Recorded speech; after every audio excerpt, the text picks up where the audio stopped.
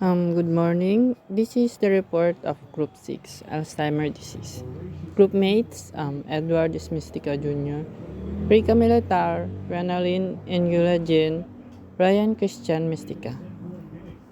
So let's discuss what is Alzheimer disease. Alzheimer's disease is the most common type of dementia. It is a progressive disease beginning with the mild memory loss and possible leading to the loss of ability to carry conversation in response to environment. So Alzheimer's disease is, in short, being forgetful or memory loss permanently. Alzheimer's disease involves parts of the brain that control thought, memory, and language. As Alzheimer's disease worsens, people experience greater memory loss and other cognitive difficulties. So, as progressive of Alzheimer's disease, mas lalong lumalala yung pagiging makakalimutin mo. Problems can be include wondering of getting lost in trouble handling. Kasi sabi ko nga lang, nagiging forgetful ka na. Pagdating sa, kunyari may pupuntahan ka tapos yung nakalimutan mo kung saan yung daan. Yan. Yung paying bills, yung pagbayad, kung nakabayad ka na ba, minsan nakakalimutan mo, kaya nakalimutan mo yung pitaka mo. Repeating questions, or like I said, yung parang hindi mo siya, yung sabi na sa'yo pero nakalimutan mo ulit. Taking longer to complete normal daily tasks. Yung kunyari, yung parang research lang siya tapos parang hirap na hirap kang gawin. And personality and behavior changes, or parang mood swings. Nagbabago yung mood mo.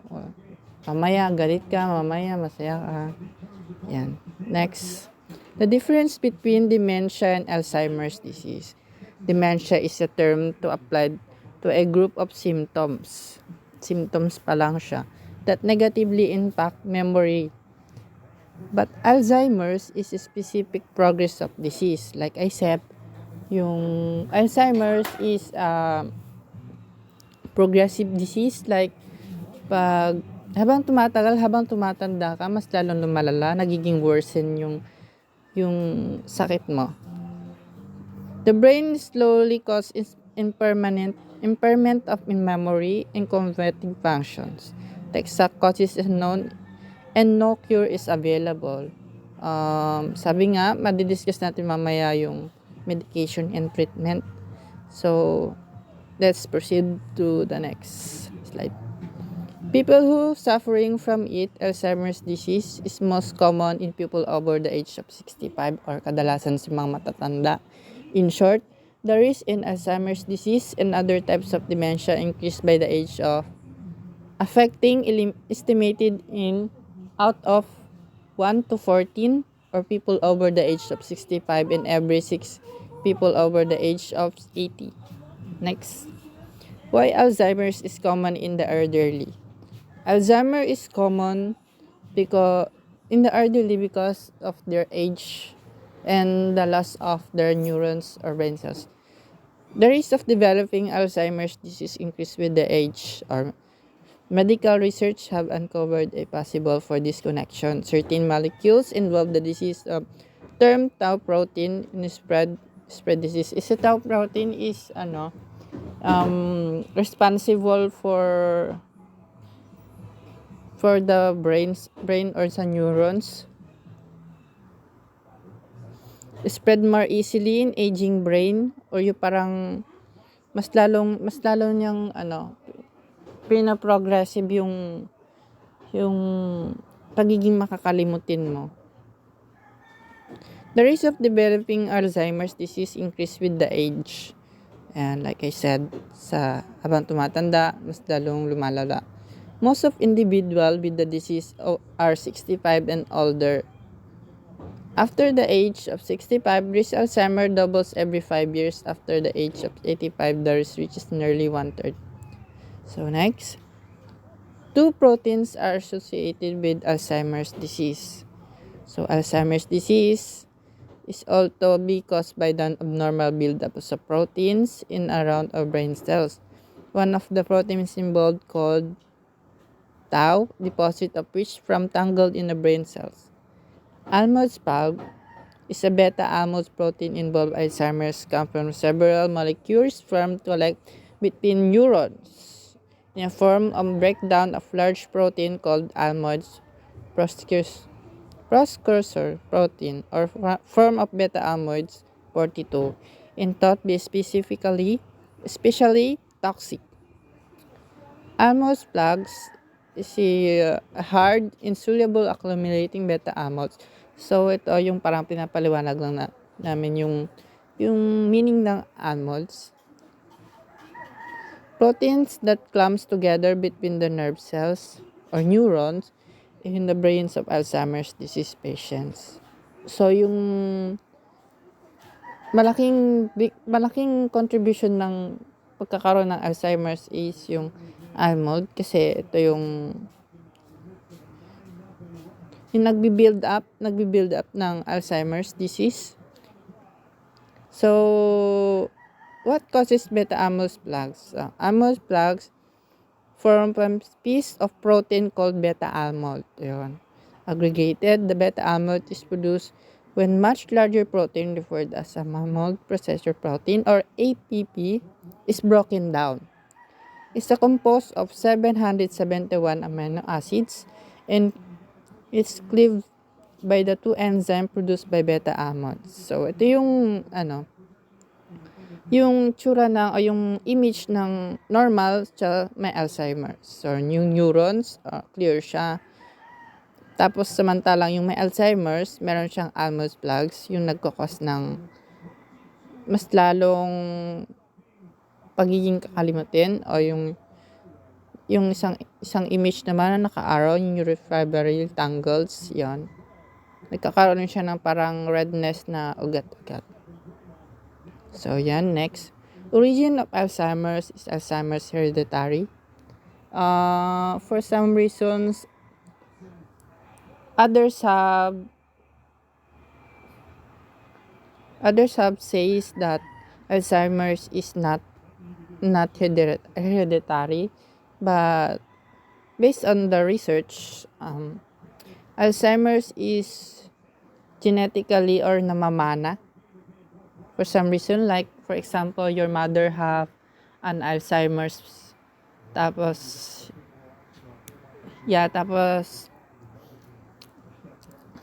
yung anak may malaking possibility na magkaroon ng Alzheimer's. So genetically or hereditary Alzheimer's genes have been found in both categories.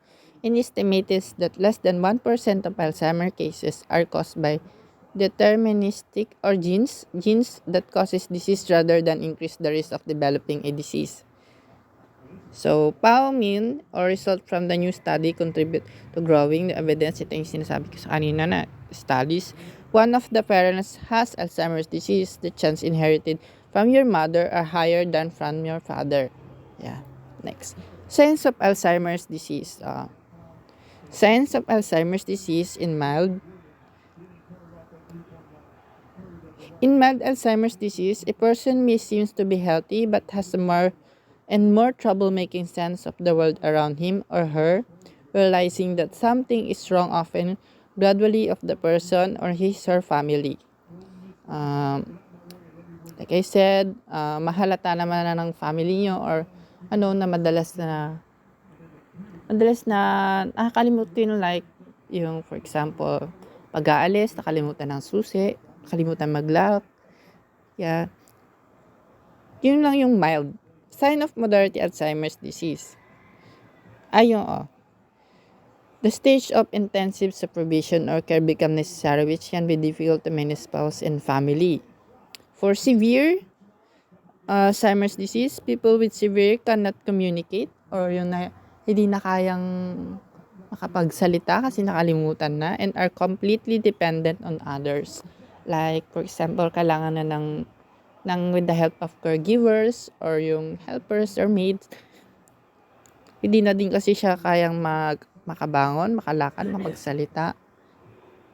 Parang total loss of memory. Yan. Near end person be in bed or most likely, or sinasabi natin, or for example this, yung person may be in bed most all the time because wala na siyang kakayahang makapagsalita, makipag-communicate, or body shutdown, o yun.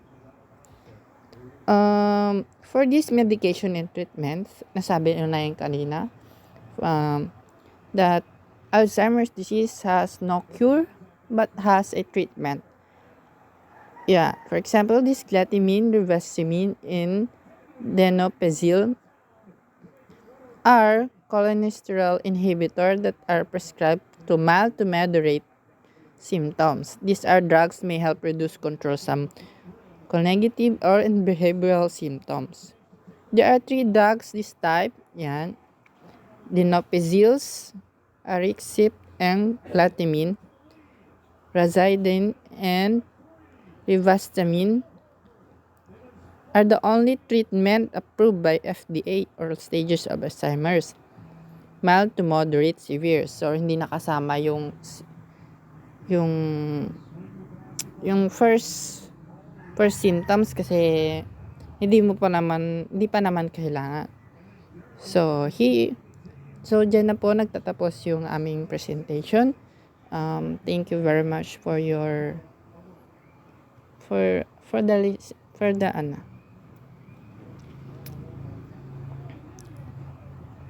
here the reference. We're uploaded na lang po yung sa Teams, sir. So thank you so much and bye.